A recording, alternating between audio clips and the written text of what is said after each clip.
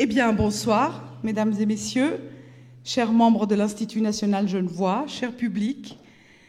Au nom de l'Institut national Genevois et en ma qualité de présidente du jury du prix de l'Essai 2019 et de membre du comité de la section Beaux-Arts, Musique et Lettres, je vous souhaite la bienvenue à cette cérémonie de remise de notre prix 2019 et je me réjouis de voir que vous êtes aussi nombreux. Je souhaiterais d'abord vous dire 2 mots de notre prix en général. Vous le savez sans doute, l'Institut national Genevois a instauré ce prix en 1998 à l'initiative du professeur André Hurst, ici présent, professeur ordinaire de grec ancien à la faculté des lettres et ancien recteur de l'université, qui d'ailleurs est cette année notre président d'honneur, le président d'honneur du prix 2019. Alors je vais vous dire peut-être un petit mot de ce que c'est que ce prix, de son lieu, de sa date de naissance. Ce prix donc est décerné tous les 3 ans et donc nous en sommes cette année à la 7e édition. Vous voyez, ça fait 21 ans que ce prix existe. Pour rappel, donc ce prix est doté de 8 000 francs et récompense un travail de critique littéraire ou un essai littéraire pour son originalité, sa nouveauté, son érudition et la pertinence de ses enjeux. Il s'inscrit dans la volonté très explicite de perpétuer la tradition de pensée critique qui a fait déjà depuis Casaubon au XVIe siècle, Jean-Jacques Rousseau au XVIIIe, ou encore Henri-Frédéric Amiel au XIXe, la réputation des intellectuels genevois, tradition qui se prolonge bien évidemment au XXe siècle autour de ce qu'il est convenu d'appeler l'école de Genève, avec des figures comme celles d'Albert Thibaudet, de Marcel Raymond, d'Albert Béguin, de Jean Rousset ou de Jean Starobinski. L'ouvrage primé doit avoir été récemment publié. Les auteurs doivent être originaires ou domiciliés dans un territoire géographique assez large autour de Genève, soit la France voisine, la région Rhône-Alpes ou, comme on dit aujourd'hui, Auvergne-Rhône-Alpes, et la Suisse romande.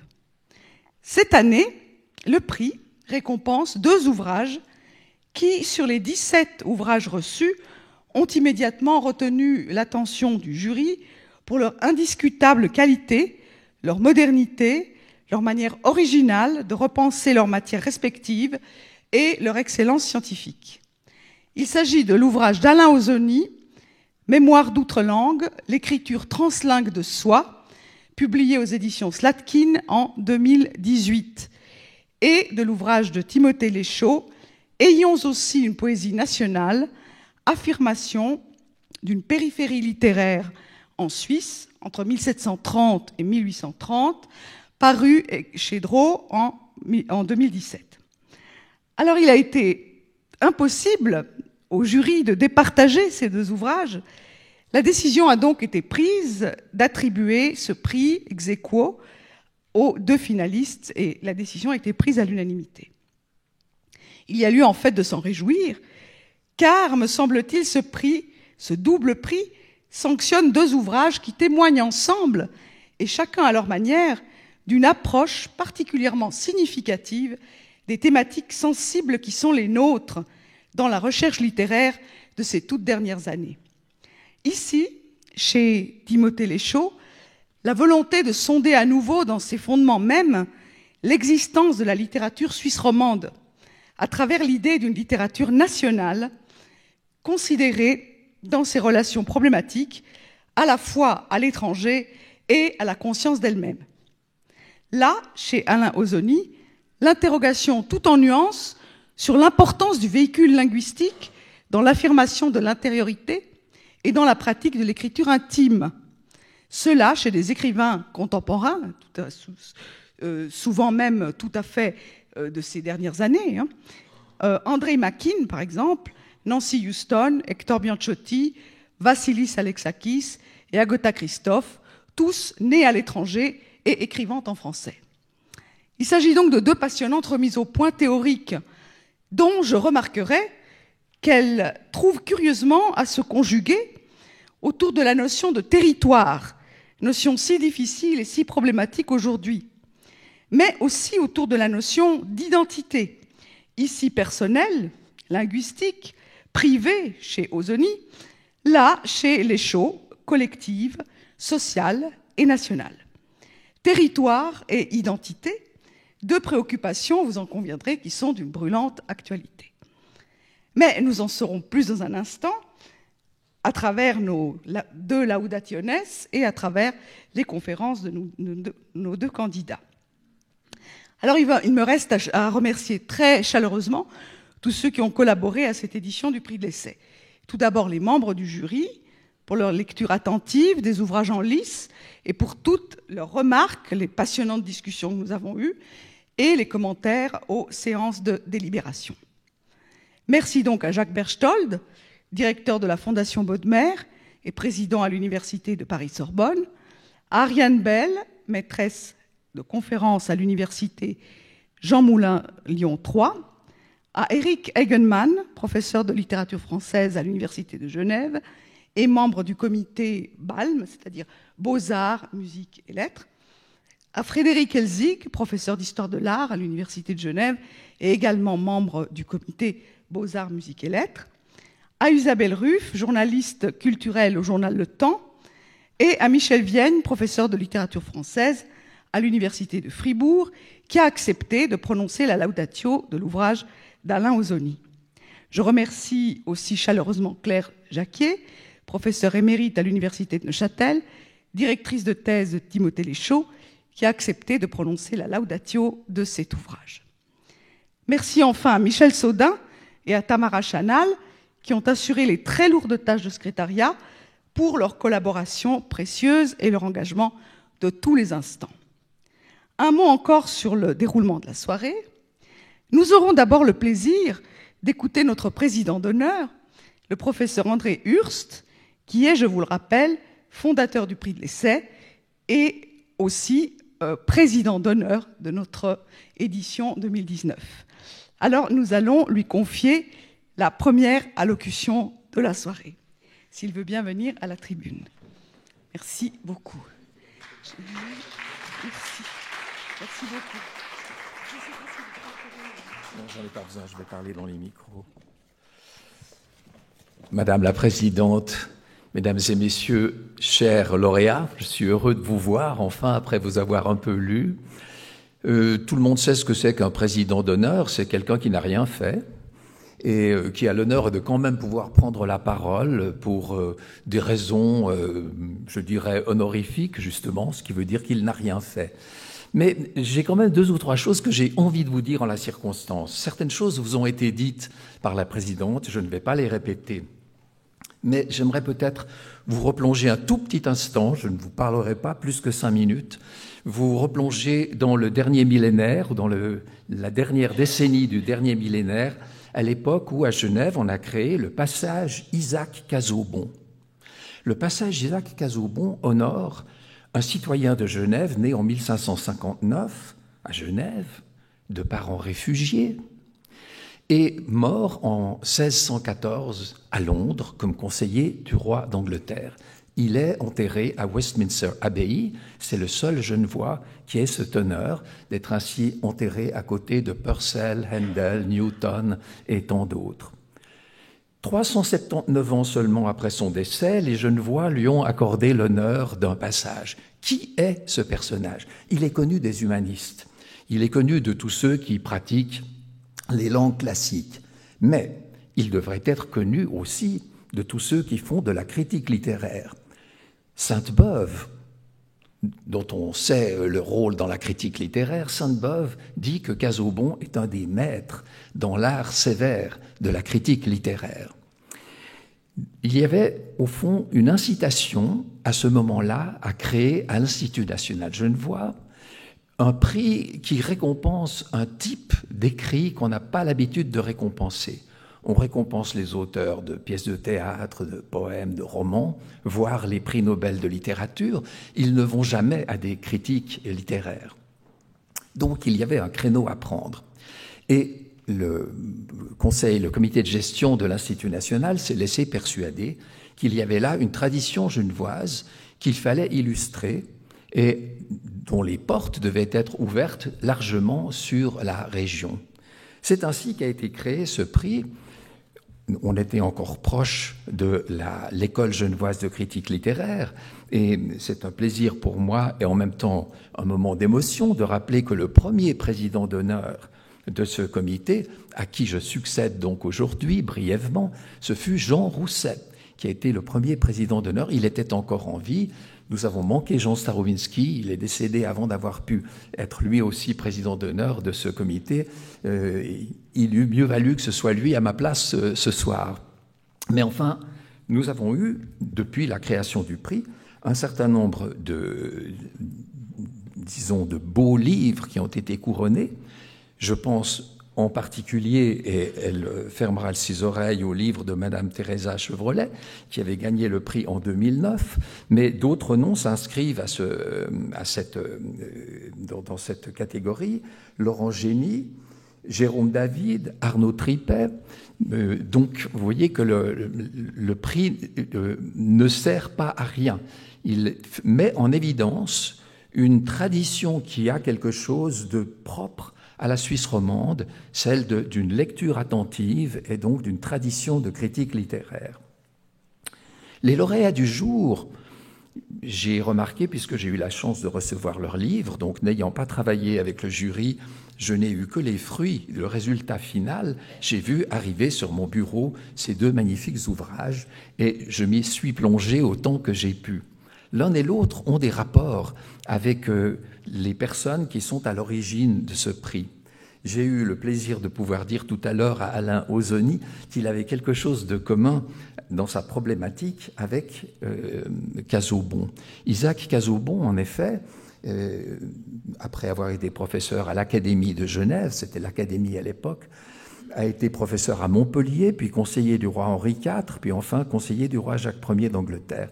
À partir de 1599, il écrit son journal. Tous les jours, il écrit un paragraphe ou 2, et il l'écrit en latin. Pourquoi? Parce que le latin, c'est sa langue maternelle. Comme pour Montaigne. Quand Montaigne écrit en français, en quelque sorte, ce n'est pas sa langue maternelle. Casaubon écrivait le latin, il n'écrivait pas le français. Du reste, à Paris, on a des témoignages de gens qui disaient « heureusement qu'il parle bien le latin parce que son français est incompréhensible ». Il parlait le français de la région genevoise ou du Chablais, et le latin était sa langue de communication qu'il a utilisée ensuite avec le roi d'Angleterre aussi. Alors c'est un problème que je soumets à notre lauréat du jour. C'est à la fois la tradition suisse romande du journal intime et celle d'une langue maternelle qui n'est pas exactement la langue de tout le monde. On écrit, au fond, c'est un écrivain de soi translingue que Isaac Casaubon, dont le journal intime va paraître très prochainement. Le Fonds national de la recherche scientifique a financé un projet pour la traduction et la publication de ce journal intime. Pour le livre de Timothée Léchaud, eh bien, c'est cette ambition de faire de la Suisse romande. Il nous montre comment l'ambition de faire de la Suisse romande quelque chose qui compte dans le cadre du paysage littéraire. Et là, il rejoint en quelque sorte le fondateur lui-même de l'Institut cette fois, puisque James Fazy a fondé cet institut pour poser Genève dans le paysage scientifique. Ça devait être un rival de l'Institut de Paris. L'histoire a montré que ça ne l'est pas, bien entendu. Nous n'avons pas les moyens qui sont ceux des instituts de Paris. Mais enfin, l'ambition était là, et c'est une ambition qui a été très bien identifiée dans le livre, que je n'ai pas encore lu complètement, je l'avoue, mais j'ai beaucoup aimé les passages sur Madame de Staël et Rousseau que j'ai pu consulter. Enfin, dernière remarque, nous avons un Lausannois et un Neuchâtelois. Nous avons un jury majoritairement membre de l'Université de Genève. Nous avons aussi un représentant de l'Université de Fribourg que vous allez entendre tout à l'heure. On a beaucoup parlé dans les dernières décennies, et ça continue à fonctionner, de ce qu'on appelle le triangle azur dans le monde universitaire, c'est-à-dire la collaboration des universités de Neuchâtel, Lausanne, Genève. Azur, c'était un mot qui était venu à l'esprit d'un recteur, le recteur Miéville de l'université de Neuchâtel, puisque c'est des universités qui sont au bord du lac, au bord d'un lac, d'où triangle azur. Fribourg, bien entendu, a collaboré aussi à ces projets communs d'échange de professeurs, de chercheurs et d'étudiants. Donc, je fais cette petite parenthèse universitaire, et je m'en excuse auprès du public. C'est en même temps une matérialisation à laquelle vous assistez ce soir de cette présence des uns aux autres, puisque nous avons la chance d'avoir à Genève un ouvrage qui nous vient de Lausanne, un ouvrage qui nous vient de Neuchâtel, et en plus un éloge qui nous viendra de Fribourg. Je vous remercie.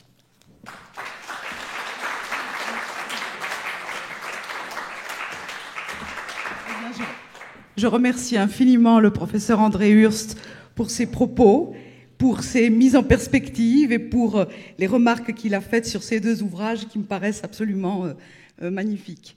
Merci beaucoup. Alors, j'ai maintenant la mission de décerner les prix proprement dits. Alors, je demanderai à nos 2 candidats de s'avancer. D'abord, ordre alphabétique oblige. Alain Ozoni, pardon. Ici, l'enveloppe. Et puis, Genève devient Suisse, un petit ouvrage qui a été publié par l'Institut national genevois il y a quelques temps. Merci beaucoup.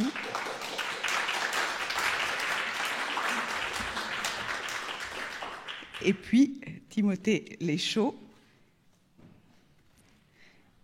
Merci infiniment et félicitations. Alors j'adresse à nos deux lauréats toutes mes félicitations et toutes les félicitations du jury. Maintenant, nous passons au discours et nous allons d'abord, ordre alphabétique oblige à nouveau, parler de l'ouvrage d'Alain Ausoni. C'est d'abord le professeur Michel Vienne qui va prononcer sa laudatio, et puis ensuite nous aurons le plaisir d'écouter le lauréat. Même chose pour Timothée Leschaux, où je donnerai la parole à Madame le professeur Jacquier, et puis à Timothée Leschaux pour sa conférence. Alors, si vous le voulez bien, Michel Vienne, je vous cède la parole. Je ne sais pas si vous préférez... Non, je parle avec ça, je pense. Mesdames, Messieurs, bonsoir. Et donc, effectivement, comme l'a dit la présidente, j'ai le plaisir et le privilège de prononcer la laudatio d'Alain Ausoni. Alors, comme il est là devant moi, avant de parler de lui à la troisième personne pour détailler les mérites de son livre, je vais m'adresser à lui pour résumer brièvement son parcours, et puis il me corrigera si je me trompe. Alain Ausoni, donc, je vous ai découvert à travers la lecture de votre livre. Vous êtes MER à l'école de français langue étrangère de l'UNIL depuis 2018.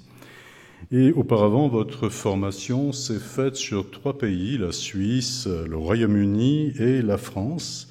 Vous avez étudié pendant 3 ans à Oxford, au Lincoln College, sous la direction de la professeure Anne Jefferson, de 2009 à 2012, sur une bourse de la Barrow Foundation. Et c'est là que vous avez mûri votre projet doctoral sur l'écriture translingue, que vous avez continué en revenant à Lausanne, et c'est là que vous avez soutenu votre thèse en 2016, une thèse qui s'intitulait « En d'autres mots, l'écriture translingue de soi », et dont l'ouvrage que nous avons déjà récompensé est une version réélaborée. Et cette notion de l'écriture translingue vous tient vraiment beaucoup à cœur, puisque plus récemment, vous l'avez encore prolongé, vous l'avez encore creusé sur une bourse postdoctorale à l'École normale supérieure de Paris, sous la direction ou sous l'accompagnement, avec l'accompagnement, disons, de mon ami et ancien camarade Dominique Combe. Voilà, pour résumer à grands traits votre parcours, et il commence très bien avec ce livre que nous avons tous beaucoup apprécié, qui nous a tous apporté quelque chose. Mémoire d'outre-langue, l'écriture translingue de soi, que vous avez publié en 2018, l'an dernier, chez Slatkin. Alors, j'aimerais vous citer, pour commencer, dans les premières pages, dans votre introduction, une phrase qui m'a, disons, fait sentir le caractère très personnel de votre travail, que personnellement j'ai beaucoup apprécié. Comme il se peut qu'une langue étrangère devienne langue des études, du travail ou de l'amour, ou l'une des langues dans lesquelles on fait toutes ces choses, il arrive aussi qu'elle devienne une langue d'écriture. Alors, voilà qui situe bien le cadre de votre travail et comment vous avez évidemment un lien assez fort entre cette recherche et ce qui a été aussi votre enseignement à l'école du français langue étrangère, votre propre expérience aussi, si je vous ai bien lu, à Oxford, étant dans un milieu linguistique étranger qui vous est devenu de plus en plus familier et dont vous avez un peu vécu l'expérience de ces écrivains translingues. Alors, on connaissait évidemment déjà le phénomène des écrivains translingues, des romanciers comme Joseph Conrad, des dramaturges comme Ionesco, des essayistes comme Cioran, des poètes comme Miloš. Ce sont là on pourrait dire, des translingues permanents qui se sont vraiment installés dans une langue qui n'était pas celle de leur naissance. Il y a eu aussi des translingues occasionnelles, si je puis me permettre de le dire ainsi. On pense à Oscar Wilde, écrivant en français sa pièce Salomé. On pense aussi au très beau poème de Rilke, qu'il a écrit directement en français, et qui ont été réunis dans un volume de la collection Poésie Gallimard. Et c'est vrai que lorsqu'on lit ces poèmes de Rilke en français, ce n'est peut-être pas tout à fait le même moi poétique que dans sa poésie allemande. Mais l'étude que vous nous avez proposée se concentre sur un cas particulier d'écriture translingue et particulièrement approprié, à savoir, comme l'indique le sous-titre de votre étude, l'écriture translingue de soi. Là, je citais des romanciers, des essayistes, des dramaturges, mais là, il s'agit vraiment de gens qui pratiquent l'écriture de soi. Pas seulement, d'ailleurs, sous l'angle autobiographique, au sens de ce fameux pacte autobiographique dont parlait Philippe le Jeune, mais tout type d'écriture de soi. Et vous étudiez 6 écrivains contemporains qui se disent ou qui se sont dit, certains d'entre eux étant décédés, dans une langue qui n'était pas pour eux maternelle, mais qui est devenue leur langue d'écriture. Andrei Maïkine, Hector Biancotti, Vassilis Alexakis, Nancy Houston, Agatha Christophe et Katalin Molnar.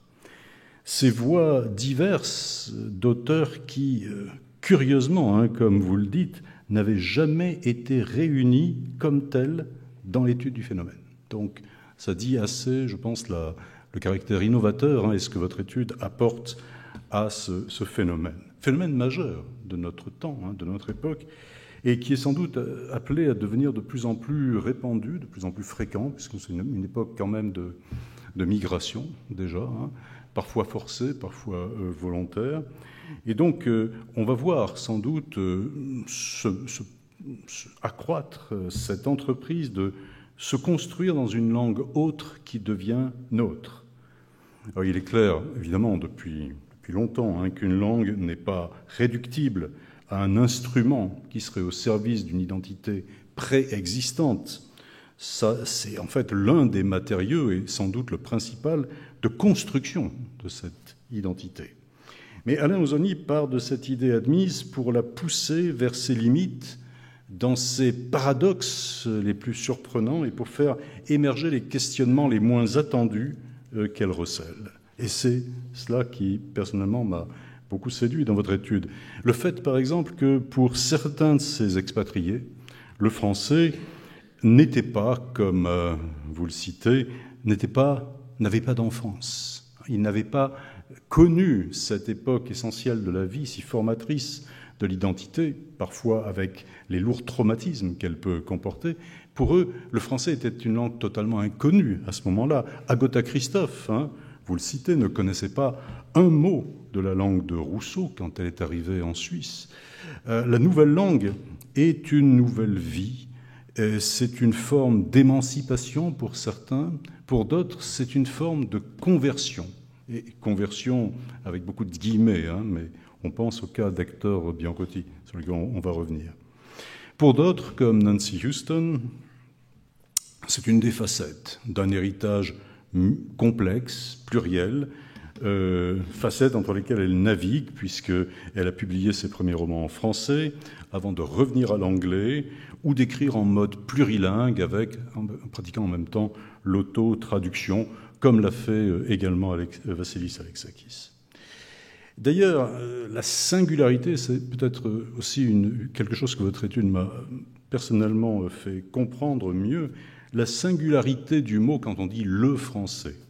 Ce singulier est tout aussi trompeur que les formules toutes faites comme la langue de Rousseau, la langue de Molière, la langue de Proust.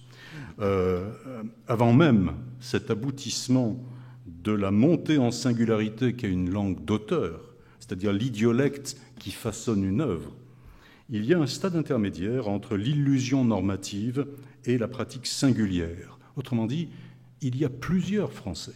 Et comme il y a plusieurs Espagnols, plusieurs Anglais, plusieurs Allemands, on pourrait le dire de toutes les langues qui, disons, voyagent au-delà des frontières.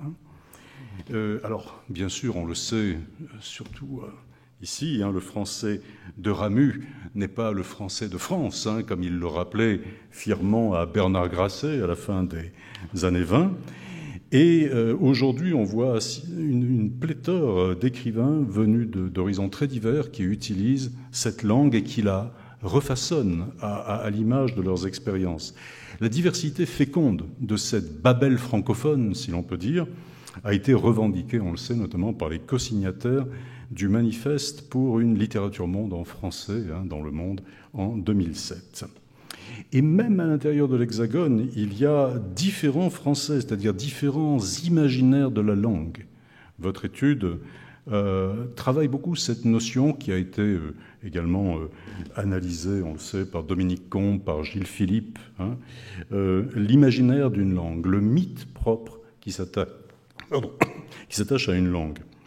Vous étudiez ce lien au français, pour beaucoup des écrivains qui sont de votre corpus, ce lien à travers un mythe qui souvent s'incarne dans un auteur. Alors, par exemple, pour Biancotti, le français, c'est d'abord la langue de Paul Valéry.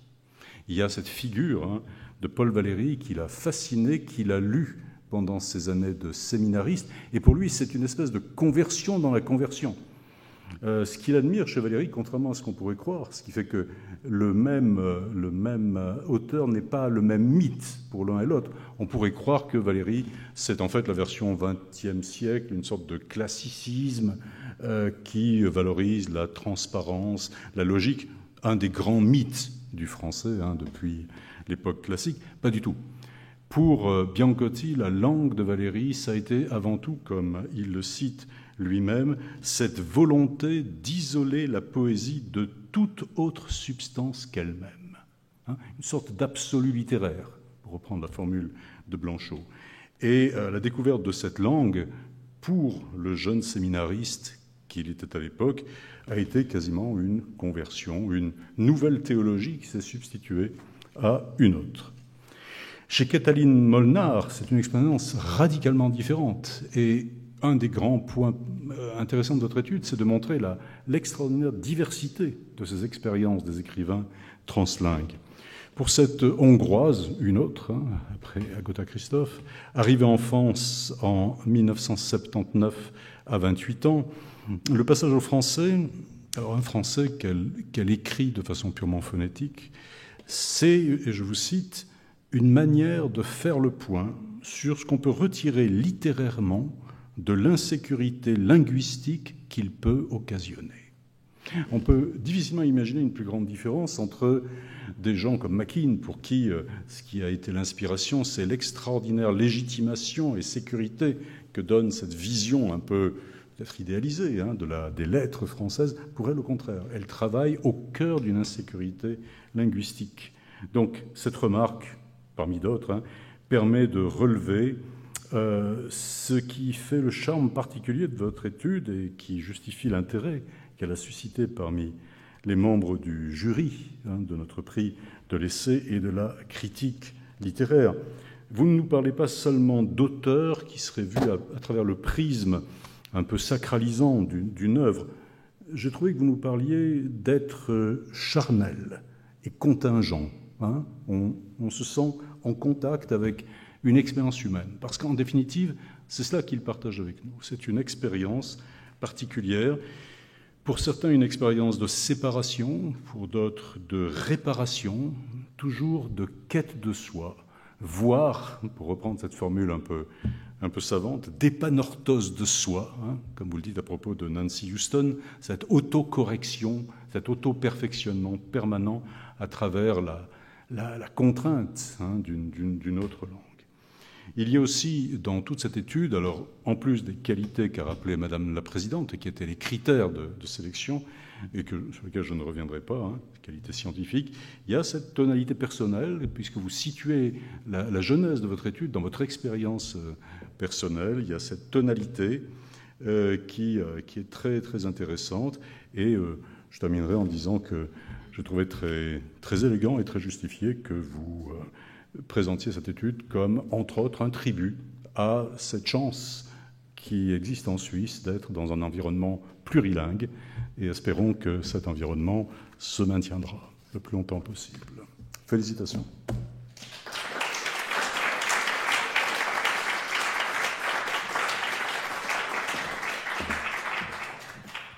Je remercie beaucoup le professeur pour cette belle laudatio.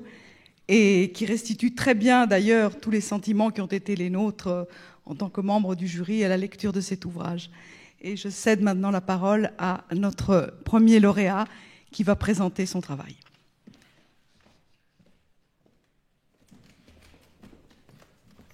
Merci beaucoup. Je suis très impressionné, les lieux aussi sont impressionnants, donc je vais essayer de ne pas trop trembler. Et je vais surtout dire beaucoup merci. Donc vraiment, ce prix, c'est un réel honneur devant l'histoire de votre institut et puis la qualité de ses membres. Je le reçois avec beaucoup d'humilité.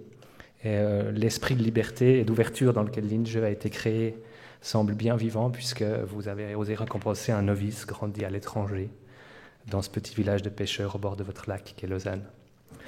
Rares sont les prix qui, comme celui-ci, valorisent et font circuler la critique littéraire. Son initiateur l'a dit et je pense que c'est vraiment important de le rappeler. Donc longue vie à lui et vif remerciement à son instigateur.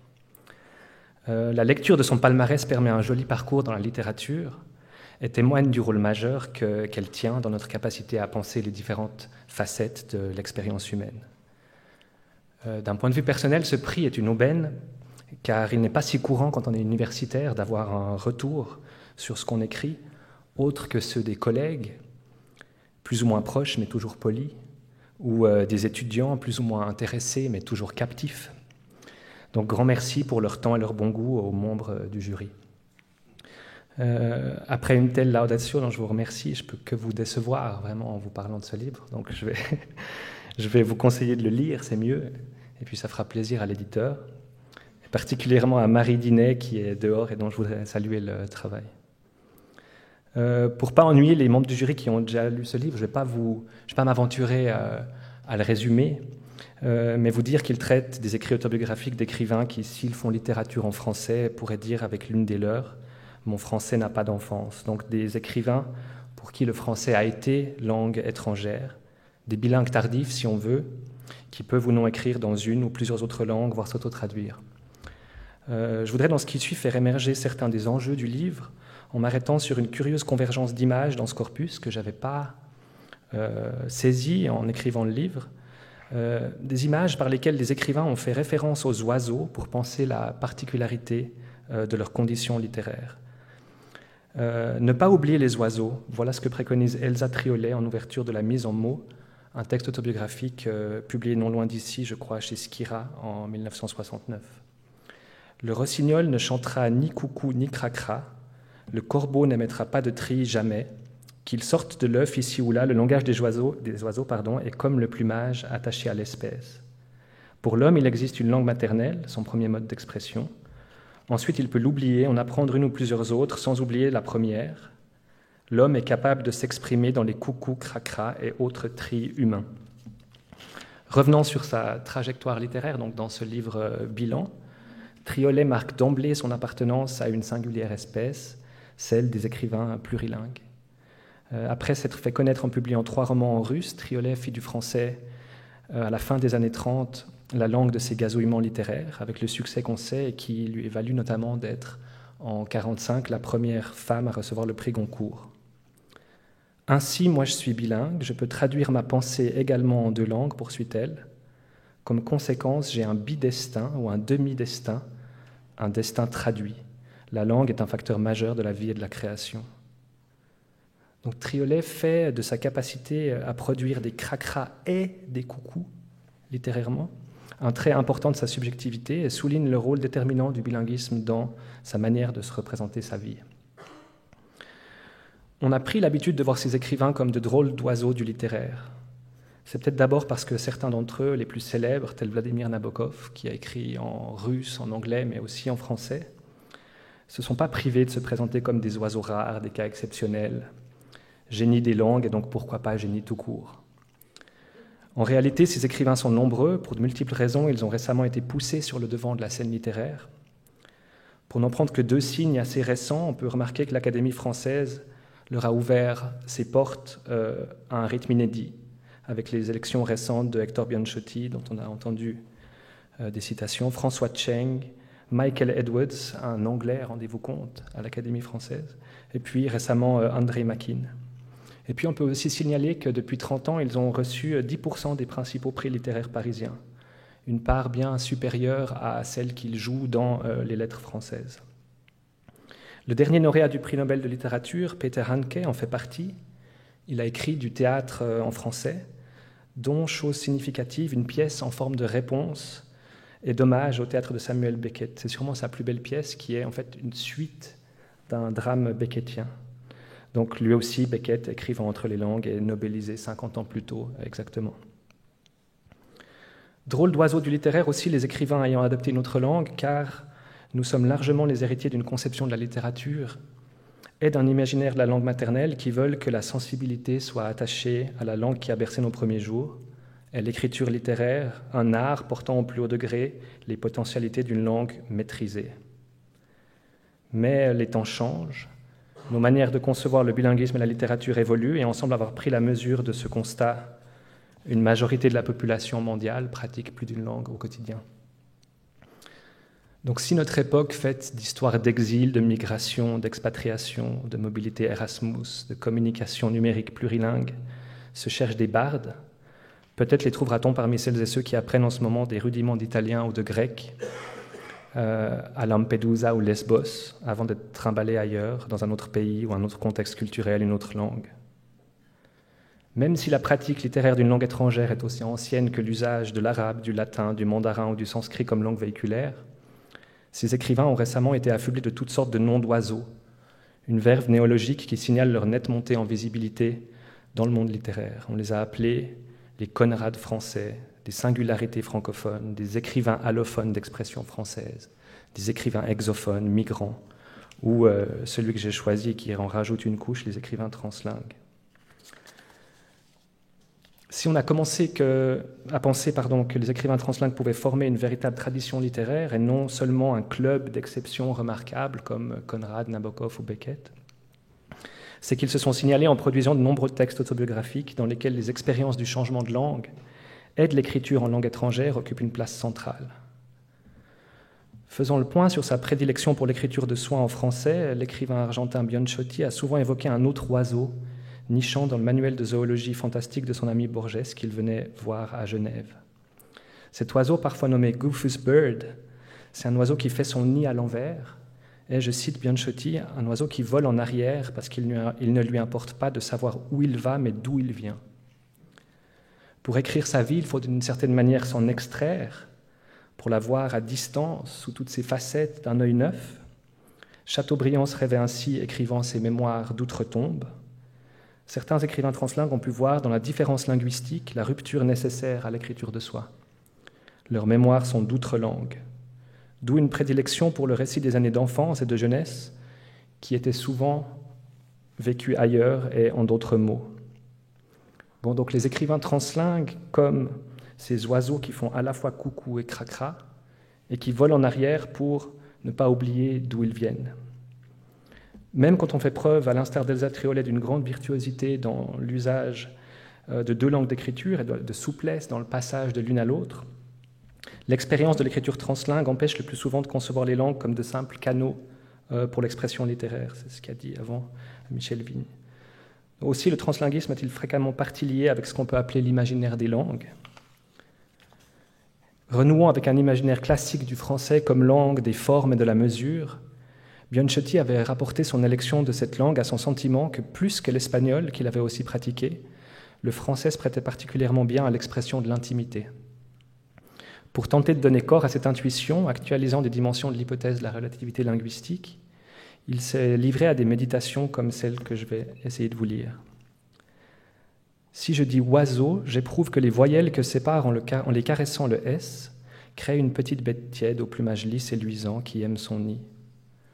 En revanche, si je dis le mot pájaro, à cause de l'accent d'intensité qui soulève la première ou la pénultième syllabe, l'oiseau espagnol fend l'air comme une flèche. Il m'est arrivé d'avancer qu'on peut se sentir désespéré dans une langue et à peine triste dans une autre. Je ne renie pas cette hyperbole. Donc Bianchotti fonde en langue son passage définitif à l'écriture en français. Ce n'est pas une question seulement commerciale, biographique. Plutôt oiseau que pájaro, je préférais l'intimité à l'incommensurable. On peut bien sûr questionner sa méthode en critiquant à la fois le choix de ses mots plutôt que d'autres, l'interprétation qui est faite de leur consistance, la généralisation qui lui fait suite. Mais si ces exercices méritent notre attention, c'est d'abord qu'ils signalent les efforts accomplis par Bianciotti pour faire du français la langue de l'expression la plus personnelle, et ensuite qu'ils nous montrent qu'écrire dans une langue étrangère, c'est s'affronter en conscience aux différentes manières dont les langues organisent le monde. Un dernier oiseau pour finir, qu'on doit à Cioran. Donc, dans le prolongement de la sacralisation de la langue maternelle dans la pensée linguistique du romantisme allemand, on a volontiers pensé que la pratique d'une langue acquise tardivement chassait le naturel nécessaire à l'exercice de la littérature. Je vous cite Cioran, donc un autre écrivain translingue influent. « Si on pouvait enseigner la géographie aux pigeons voyageurs, du coup son vol inconscient qui va droit au but serait chose impossible. L'écrivain qui change de langue se trouve dans la situation de ce pigeon, savant et désemparé. » Voyez, Cioran a une autre manière de faire le pan que Nabokov, mais le résultat est le même. Ma condition littéraire est handicapante, mais j'en triomphe par mon travail et mon talent. On peut penser comme Cioran que la pratique d'une langue acquise tardivement implique un haut degré de réflexivité, mais de nombreux écrivains contemporains, comme la Canadienne Nancy Houston ou le Grec Vassilis Alexakis, y ont vu un privilège littéraire. Et le handicap serait en réalité du côté des écrivains monolingues, plus volontiers contrôlés par leur idiome maternel, soumis à des réflexes d'écriture, inattentifs aux plis de la langue, ou si on considère l'écriture de l'intime, incapables de s'extirper des filets d'émotions tressés dans leur langue maternelle. Voilà pour ce rapide survol, si j'ose dire, de certains enjeux de ce livre, dans lequel j'ai tâché de répondre à 3 questions. Comment expliquer la montée en singularité de ces écrivains au sein des littératures en français ? Pourquoi est-ce qu'on en parle maintenant ? Pourquoi c'est possible de faire une thèse sur ces écrivains ? En quoi la pratique littéraire d'une langue étrangère a partie liée avec le geste autobiographique ? Et puis, comment est-ce qu'on peut essayer de cartographier cette production assez hétérogène ? Je voudrais terminer sur une note plus personnelle et, si j'ose, un peu politique. Il me semble que le cadre institutionnel s'y prête. Pour dire que j'ai commencé à réfléchir à ces questions, pour les oublier ensuite pendant longtemps, mais quand j'étais au gymnase, au lycée, à la lecture de textes d'Agatha Christophe, j'étais dans une classe scientifique. On a un système scolaire et universitaire qui permet des changements de cap. Et vu l'allongement de la vie active qui nous attend, c'est un trésor à préserver selon moi. J'ai vu que ce n'était pas pareil partout. J'ai plus tard eu la chance d'obtenir une bourse pour suivre des études doctorales et travailler sur ces écrivains à l'université d'Oxford. Superbe expérience, mais au cours de laquelle j'ai remarqué que mes congénères venaient de l'enseignement privé et devaient s'endetter pour poursuivre leurs études doctorales. Là encore, le système suisse, plus ouvert et plus égalitaire pour l'instant, m'est apparu sous un jour particulièrement favorable. Vivant au Royaume-Uni, j'ai pu faire l'expérience de la demande d'autobiographie qu'on adresse volontiers aux locuteurs non natifs. Les gens n'arrivaient pas à prononcer mon prénom. J'ai fini par le tronquer pour être compris. Et quand j'ouvrais la bouche, on me demandait fréquemment d'où je venais, c'est-à-dire en réalité qu'est-ce que je faisais là. Dans ces conditions, on a de bonnes raisons de se demander qui on est et d'enclencher la mécanique rétrospective. Et puis finalement, ayant enseigné le français à des anglophones, puis à Lausanne à des étrangers du monde entier, j'ai décidé d'adopter dans ce livre l'orthographe rectifiée. C'est un petit pas dans la bonne direction, selon moi. En tout cas, elle aurait simplifié la vie d'Agatha Christophe. Ses manuscrits en témoignent. Elle a dû vraiment lutter contre le français. D'autres écrivains ont tissé d'autres relations à cette nouvelle langue d'écriture. Mais ils ont tous livré de magnifiques textes, justement, qui mettent cette relation au centre et qui font vivre la littérature française. Voilà, je vous remercie.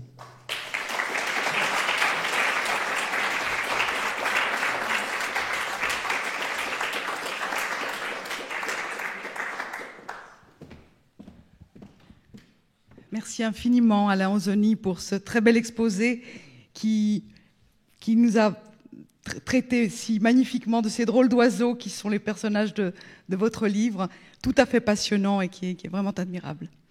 Je cède maintenant la parole à Madame la professeure Claire Jacquier pour prononcer la laudatio de l'ouvrage de Timothée Léchaud.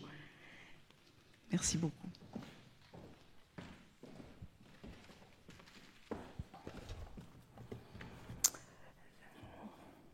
Madame la Présidente, Mesdames, Messieurs, j'ai le grand plaisir de vous présenter Timothée Leschaux, qui a donc fait l'ensemble de ses études universitaires à l'Université de Neuchâtel jusqu'au doctorat, avec quelques séjours à l'étranger, notamment à Paris. Il a ensuite obtenu un poste à l'Université de Bâle dans le cadre d'un projet du Fonds national, où il a travaillé sur le poète Jacques Delille. Il a également eu un poste à l'Université de Berne et il est actuellement à l'Université d'Oxford avec un projet postdoc du Fonds national où il travaille sur les logogryphes et autres jeux de mots dans les périodiques d'Ancien Régime. Mais le livre que l'Institut national genevois couronne ce soir, de son prix de l'essai et de la critique littéraire, parle des lauriers que les poètes suisses espèrent mériter au XVIIIe siècle en chantant les Alpes et les paysages helvétiques. Faisons voir que nos monts valent bien le Parnasse, déclare le pasteur et poète vaudois Philippe Cyrus Bridel. L'emphase roborative de cet alexandrin se retrouve dans la première partie du titre du livre de Timothée Leschaux, « Ayons aussi une poésie nationale ».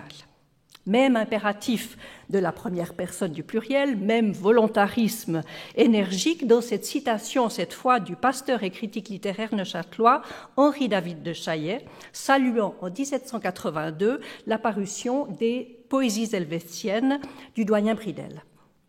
Pour promouvoir l'idée d'une poésie nationale helvétique, Bridel, Chaillet et leurs confrères de Genève, Neuchâtel, Lausanne, Berne ou Yverdon multiplient les phrases exclamatives, les déclarations programmatiques et les vers propitiatoires.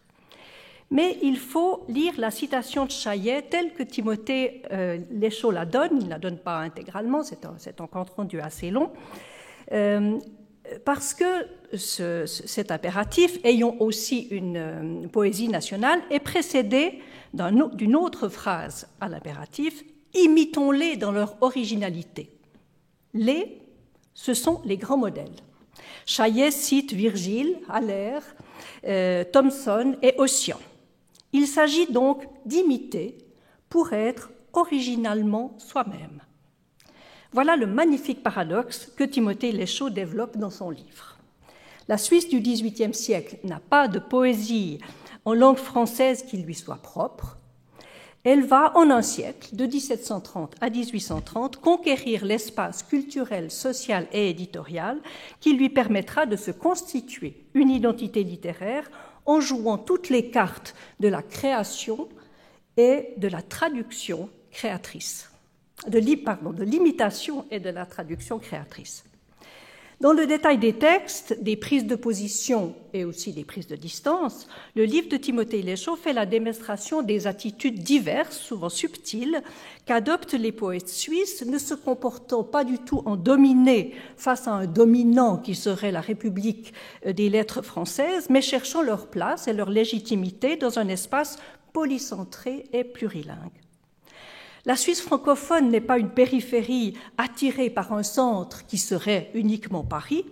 Elle n'est pas assignée à la position subalterne dans une relation binaire, Suisse romande Paris, mais elle se forge une identité littéraire relationnelle, c'est une citation de Timothée Leschaux, je trouve la formule très heureuse, une identité littéraire relationnelle, consciente des atouts que lui assurent les interactions avec plusieurs centres, Paris bien sûr, mais aussi la Suisse alémanique, notamment Berne et Zurich, l'Angleterre, avec plusieurs langues, l'allemand, l'anglais, les dialectes, et aussi avec plusieurs modèles, ceux de l'Antiquité, du classicisme français et des traditions nordiques.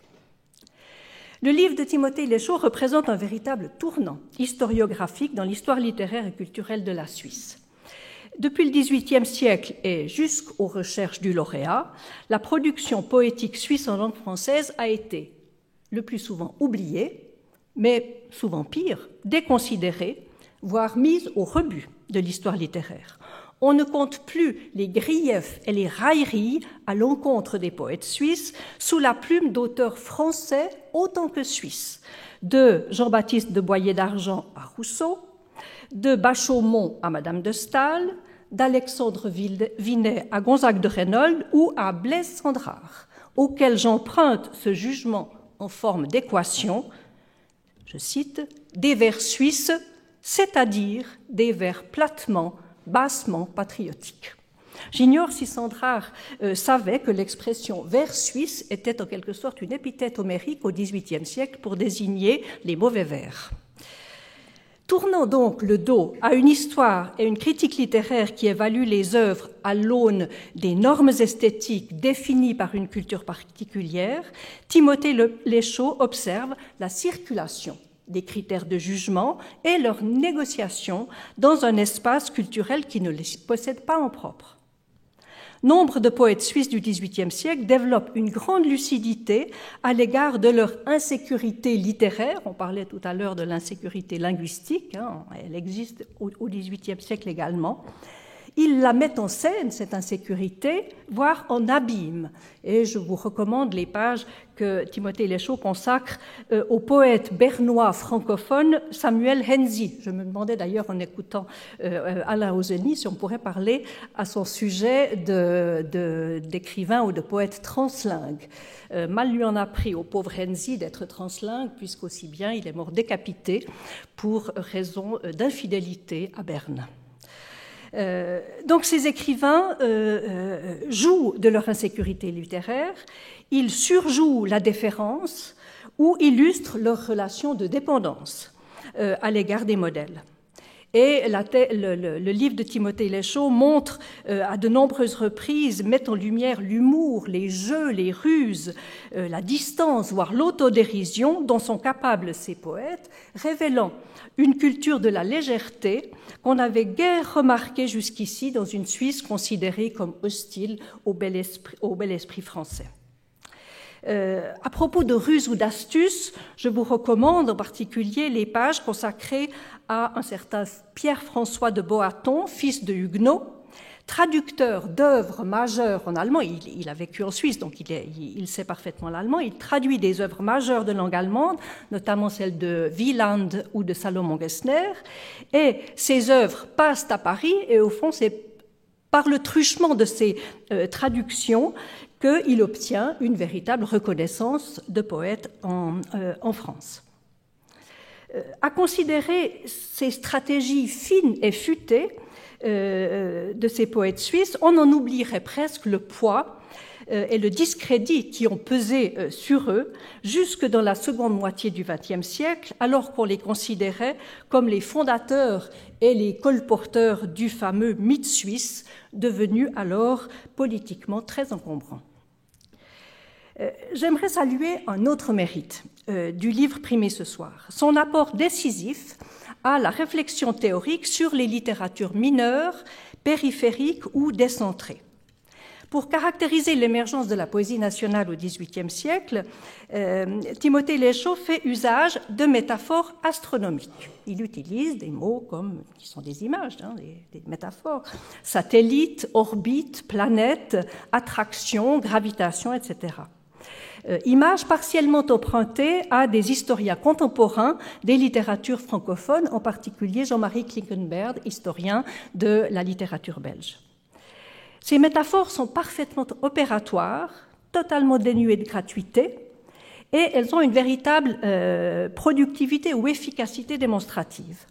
En effet, pour comprendre comment un espace culturel décentré, comme l'est la Suisse romande, peut être entraîné dans l'orbite d'un espace plus vaste ou plus rayonnant, pour évoquer les forces centrifuges et centripètes qui sont à l'œuvre dans une périphérie, ces images sont en fait beaucoup plus adéquates que la plupart des concepts statiques qui ont été utilisés jusqu'ici par l'historiographie, notamment les concepts de marge, d'écart, de décalage fécond ou de domination symbolique. Ces images, en effet, mettent l'accent sur le caractère dynamique des logiques de distinction ou d'assimilation, sur la circulation immatérielle des idées, des formes et des œuvres, ainsi que sur les effets en retour que le centre subit par ses contacts avec la périphérie. Donc, les métaphores astronomiques de Timothée Lechault, légitimées d'ailleurs dès l'ouverture du livre par une très jolie citation de Juste Olivier, le poète vaudois, qui en fait usage lui aussi, Ces métaphores contribuent au charme du livre de Timothée Lachaud et sont le signe d'une de ses qualités majeures, son élégance d'écriture et de pensée. Je terminerai par un impératif. J'ai commencé par les impératifs roboratifs des poètes du XVIIIe siècle. Impératif cette fois à la deuxième personne du singulier. Sois heureux, cher Timothée, de cette consécration. Tu la mérites pleinement, ton livre la mérite pleinement. Et l'auteur de ce livre que j'ai côtoyé pendant plusieurs années, j'aimerais dire tout le plaisir que j'ai eu à ces années de collaboration et combien j'ai apprécié la courtoisie et la cordialité que tu as toujours su mettre dans tous nos échanges.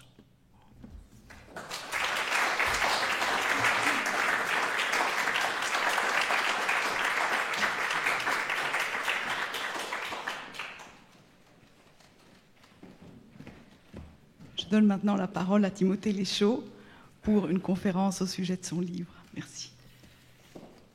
Merci beaucoup Claire pour ces mots touchants et pour ce commentaire de mon travail qui aujourd'hui, 4 ans après la thèse, continue de m'aider à comprendre ce que j'ai fait. Donc c'est quelque chose de précieux. Ce commentaire et les premiers retours de lecture dont les orateurs précédents nous ont gratifiés, Alain Ossoni et moi.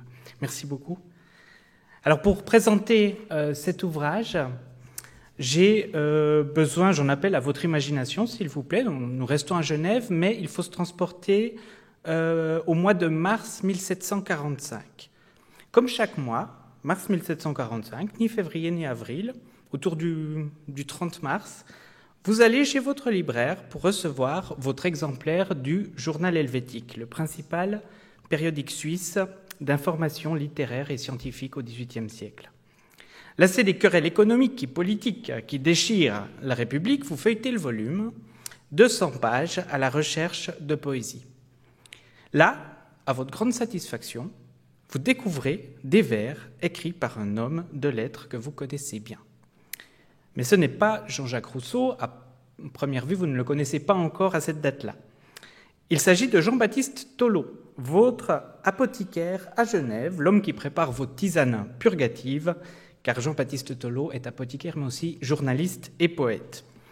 Or, nouvelle surprise, la poésie du Journal helvétique est en fait une épître contre la poésie, c'est son titre, où Tolleau regrette, dans un siècle friand de poésie, qu'il faille écrire péniblement des octosyllabes et des alexandrins pour séduire le public et pour dire des choses profondes. Alors vous lisez notamment ce passage, je vous prie de vous accrocher un peu. « Le vrai ne saurait-il nous plaire s'il n'a pour assaisonnement une cadence singulière ? Quelle erreur, quel aveuglement de captiver l'entendement sous une règle si sévère, la règle de la poésie. Sans besoin, sans discernement, ce qui n'est qu'un délassement, on en fait une étude amère. Je le confesse ingénument, la mesure me désespère et la rime fait mon tourment. La verve est un emportement, au goût, à la raison contraire. » Alors comment réagirez-vous à la lecture de ces vers ? Première option, vous vous direz peut-être que les Suisses sont meilleurs pour assaisonner leur tisane que leur poésie. C'est l'option qui domine, et notamment auprès des lecteurs français. L'un d'eux, le marquis d'Argens, que Claire Jacquier a évoqué, s'exprime en ces termes sur la poésie suisse, je le cite. « Quant à leurs poètes, écrit le marquis d'Argens, je n'entends point assez leur langue pour pouvoir décider de la bonté de leur ouvrage.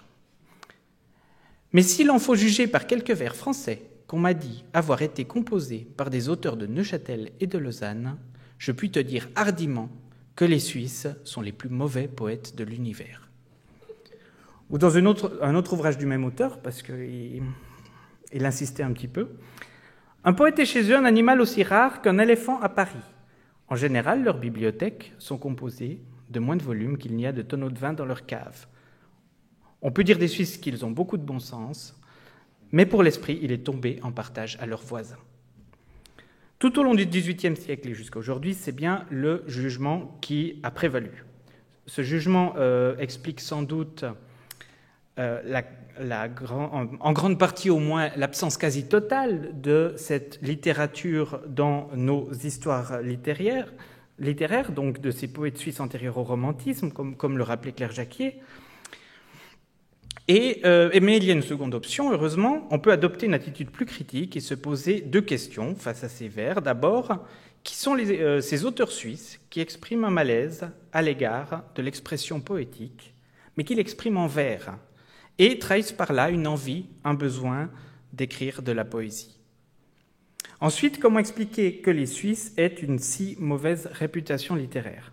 S'agit-il d'un simple jugement esthétique ou peut-être aussi d'une situation qui appelle une analyse historique, culturelle et sociologique un peu plus approfondie? Le jury du prix de l'essai de la critique littéraire semble avoir pris cette seconde option en distinguant mon livre. Ce n'est pas seulement un très grand honneur de recevoir cette distinction conjointement avec Alain Aussonny, mais encore une grande satisfaction de pouvoir communiquer ses recherches dans un contexte si favorable, celui de l'Institut, et de contribuer ainsi à la redécouverte d'un pan de notre histoire littéraire. L'étude porte donc sur la poésie suisse d'expression française et sa réception entre 1730 et 1830. Pour présenter cette étude, je ne commencerai ni par le début ni par la fin, mais par le milieu. Le titre de l'ouvrage, qui a été rappelé, est une citation issue du journal helvétique, ayant aussi une poésie nationale. Claire Jacquier l'a déjà commenté, je le fais aussi d'une manière un tout petit peu différente. Celui qui s'exprime ainsi, ayant aussi une poésie nationale, s'appelle Henri-David Chaillet. C'est un pasteur neuchâtelois, mais on peut le considérer comme le premier critique littéraire professionnel de la Suisse francophone. L'article date de 1782, on est au milieu de la période, et Chaillet exprime son enthousiasme pour un ouvrage qui vient de paraître, Les poésies helvétiennes du jeune vaudois Philippe Cyrus Bridel. Dans la préface de ce recueil de poésie dont il est question, Bridel demande que les Suisses francophones et germanophones développent une poésie nationale qui sera distincte de la poésie française comme de la poésie allemande et qui se limitera à décrire des réalités spécifiques à la Suisse, ses paysages, ses mœurs, son histoire.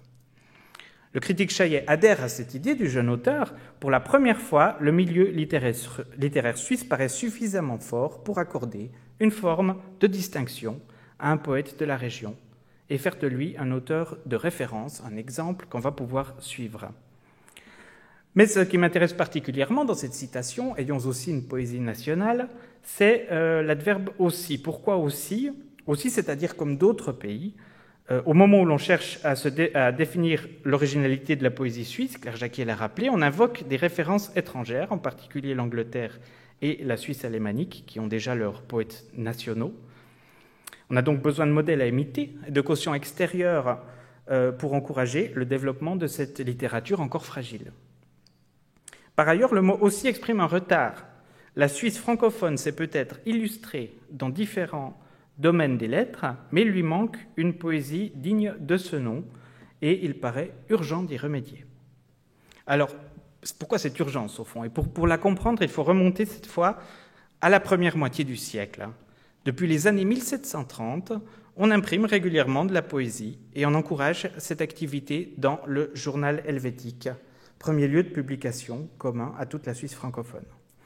Il paraît alors crucial de développer une activité poétique en Suisse parce que la poésie manifeste la capacité à bien s'exprimer et à avoir de l'esprit. C'est un des éléments qui permet de mesurer le degré de civilisation d'un peuple. Une nation sans poète passerait pour une nation grossière, comme le rappelle le marquis d'Argens, que j'ai cité tout à l'heure. Malgré cela, les Suisses sont souvent mal à l'aise à l'égard de la poésie française, qu'ils regardent comme un divertissement inutile et mondain, mieux fait pour occuper la noblesse d'un grand royaume que pour répondre aux besoins concrets des petits États du corps helvétique. Alors certains assument parfaitement l'idée d'une Suisse sans poète. D'autres s'en moquent et publient sans honte des madrigaux, des énigmes en vers ou des compliments galants, parfois des odes ou des poèmes plus ambitieux.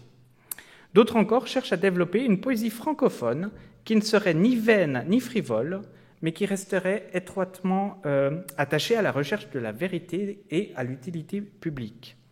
À la poésie bel esprit des Français, certains Suisses, comme Tholo, que je citais, ou Gabriel Seigneux de Corrévon, opposent une poésie du bon sens helvétique, qui flatte l'image du Suisse simple et vertueux.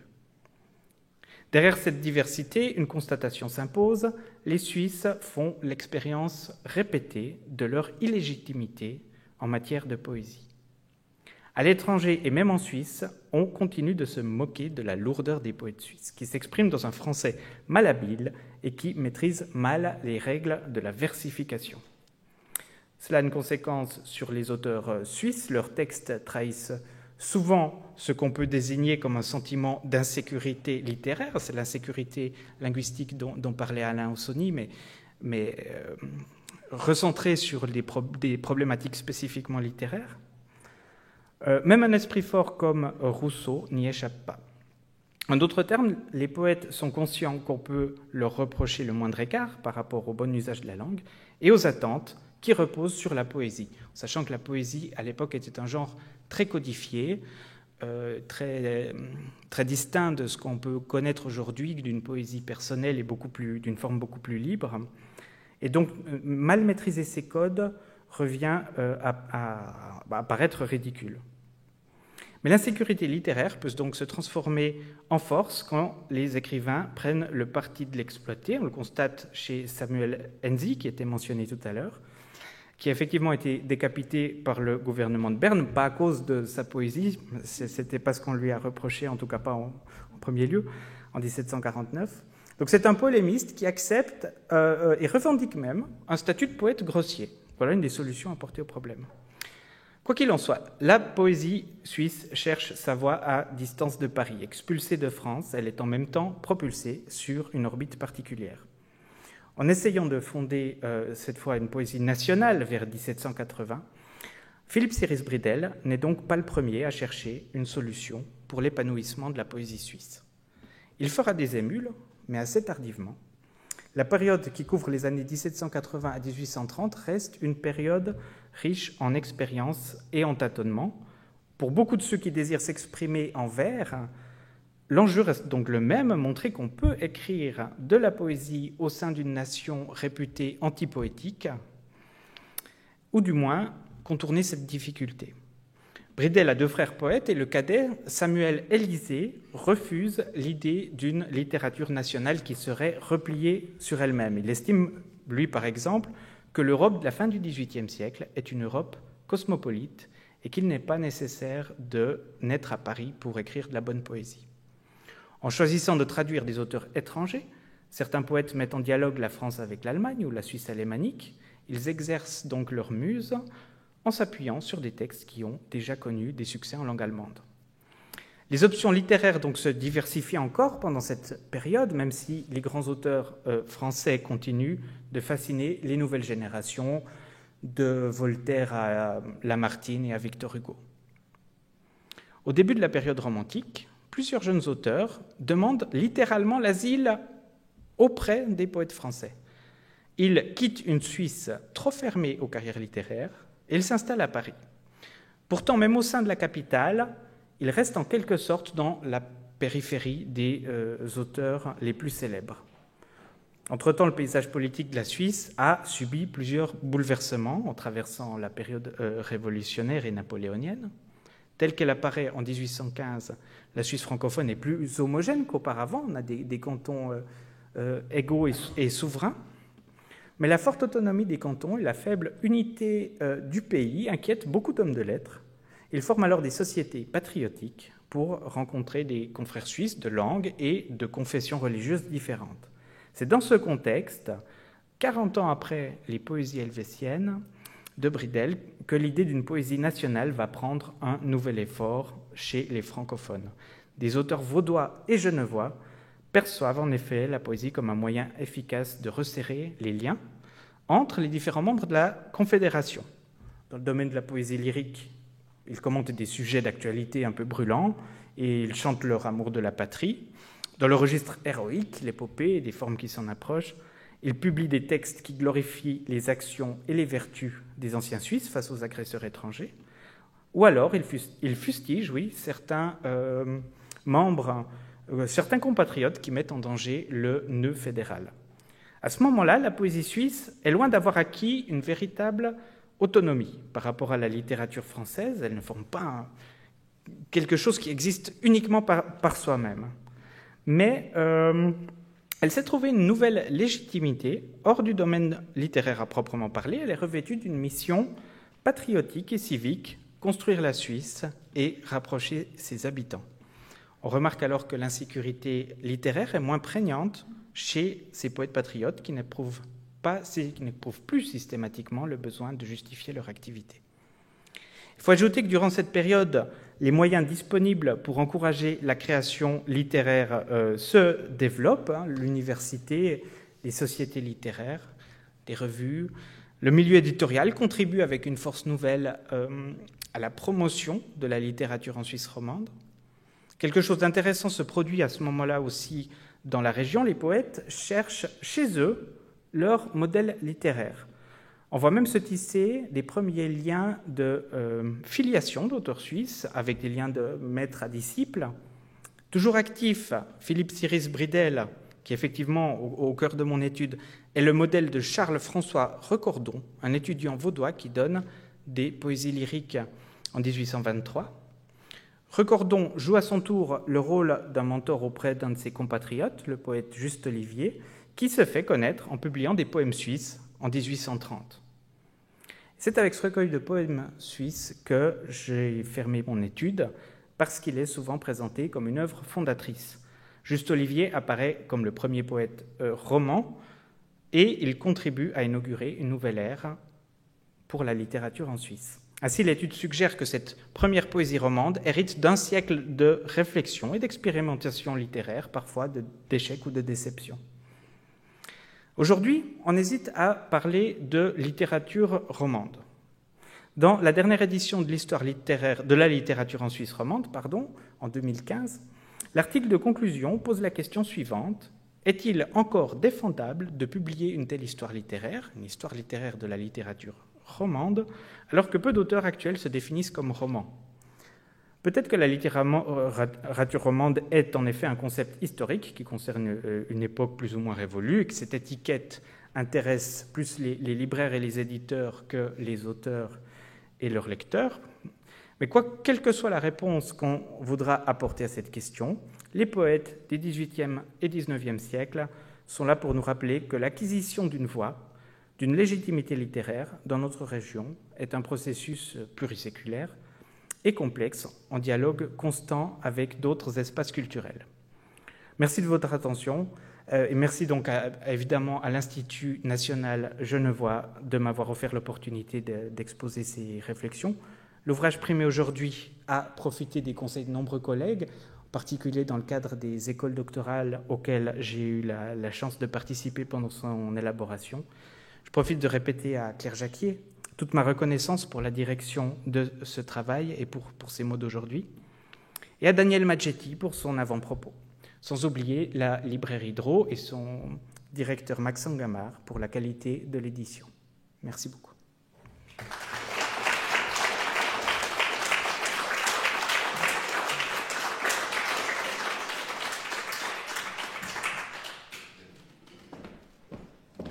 Eh bien, je remercie Timothée Léchaud pour cet exposé qui nous éclaire sur les relations si problématiques des Suisses à la poésie, mais aussi des Suisses à tout leur environnement culturel autour d'eux. Et puis qui s'ouvre évidemment sur la problématique de la littérature suisse romande que vous avez su souligner en dernière partie. Eh bien, nous arrivons à la fin de cette soirée.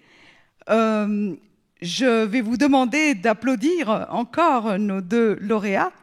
Je crois qu'ils le méritent pleinement. En tout cas, le jury a eu un plaisir immense à lire leurs œuvres et vraiment, je leur souhaite un très bel avenir. Merci infiniment.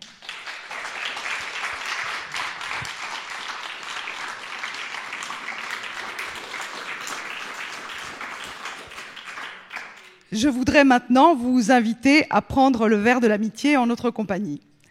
Voilà, merci infiniment beaucoup.